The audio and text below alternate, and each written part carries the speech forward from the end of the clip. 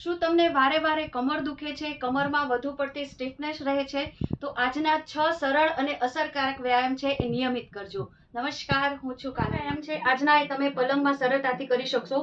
સવારે ઉઠીને કરવાના અથવા તો રાત્રે સૂતા વખતે કરવાના. સૌથી પહેલા છે આરામથી સૂઈ જવાનું આવી રીતે. હવે બંને પગને ગોઠણેથી વાળવાના છે, જેટલા વાળી શકાય એટલા આ રીતે. હવે હાથ ખભાને સમાંતર રાખવા હોય, જગ્યા હોય એ રીતે, અધરવાઇઝ આ રીતે રાખી શકો. હવે 4 વખત છે આપણે વ્યાયામની જેમ કરશું. જો જમણી બાજુ જઈએ, ધીમેથી શ્વાસ ભરો, શ્વાસ છોડતા નીચે. 2 3 4. આ તમારે 10 વખત કરવાના. હું અહીં ઓછી વખત બતાવું છું.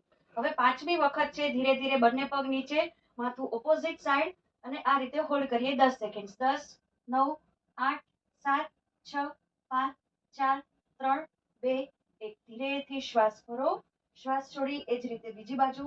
10 9 8 7 6 5 4 3 2 1. શ્વાસ ભરી છોડી. એમાં પગને ખોલી નાખવાના છે અને એ જ રીતે જમણી બાજુ બંને પગ, જમણો પગ જમીનને ટચ, ડાબો પગ છે જમણા પગના પંજાને ટચ. પહેલી વખત તરત ટચ ન થાય તો ધીરે ધીરે પ્રેક્ટિસથી થશે. આનાથી પણ તમને કમરમાં ખૂબ સરસ સ્ટ્રેચિંગ આવશે. બસ જો હવે હોલ્ડ કરીએ, ધીરે ધીરે નીચે જતા જાઓ, ખભાને સમાંતર હાથ, ઓપોઝિટ સાઈડ હેડ. 10 9 8 7 6 5 4 3 2 1. ધીમેથી શ્વાસ ભરો, ધીરેથી શ્વાસને છોડો. એકદમ રિલેક્સ થઈ. 10 9 8 7 6 5 4 3 2 1. હવેનો વ્યાયામ છે ખાસ કરીને જે લોકોને સાયટિકાની તકલીફ હોય, પગ દુખતા હોય, હિપ્સમાં ફ્લેક્સિબિલિટી ઓછી હોય તે લોકો માટે લાભદાયી છે. કોઈ પણ એક પગને ફોલ્ડ કરીએ. હવે જે પગ જમીનને ટચ છે એને ધીરે ધીરે સાથળથી પકડીએ. હવે તમારાથી નથી પકડાતો, થોડા ઊંચા જાઓ. આટલું પણ નથી થતું તો આટલું હોલ્ડ કરો. જો પકડાય છે તો આ રીતે હોલ્ડ કરો. કરશો એટલે ઓટોમેટિક તમને હિપ્સમાંથી, લેગ્સમાંથી સ્ટ્રેચિંગ આવશે. 5 4 3 2 1. એકદમ ધીમેથી પગ નીચે મૂકો અને રિલેક્સ. એવી જ રીતે બીજી બાજુ કરીએ. પગને પૂરો ફોલ્ડ. જે પગ જમીનને ટચ છે એને થાઈસથી પકડીએ. બસ હોલ્ડ કરીએ. 5 4 3 2 1. ધીમેથી શ્વાસ છોડી અને રિલેક્સ. એનો વ્યાયામ છે કમરના સ્ટ્રેચિંગ માટે ખૂબ જ સરળ અને સરસ વ્યાયામ છે. હું એક બાજુ કરીને બતાવીશ, તમારે બંને બાજુ કરવાનું છે. કોઈ પણ એક પગનો પંજો બીજા ગોઠણ ઉપર. હવે તમારી કમરના દુખાવા ઉપર આ તમને વ્યાયામ છે થશે. જો કોઈને કમર આટલી જ વળાતી હોય, બહુ સ્ટીફ હોય તો આગળ નહીં જવાનું. હવે તમે ઝૂકી શકો છો, ઝૂકી શકો છો તો થોડું ઝૂકો. જેટલું ઝૂકી શકો એટલું હોલ્ડ કરો. હાથ છે ઓપોઝિટ સાઈડ, માથું ઓપોઝિટ સાઈડ.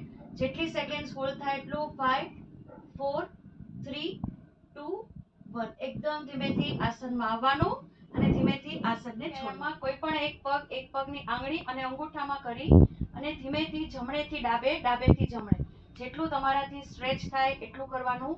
4 5 6. હવે જે પગ ઉપર હોય એની વિરુદ્ધ બાજુ ધીરે ધીરે જતા જાવ એટલે કમરમાંથી સ્ટ્રેચિંગ આવશે.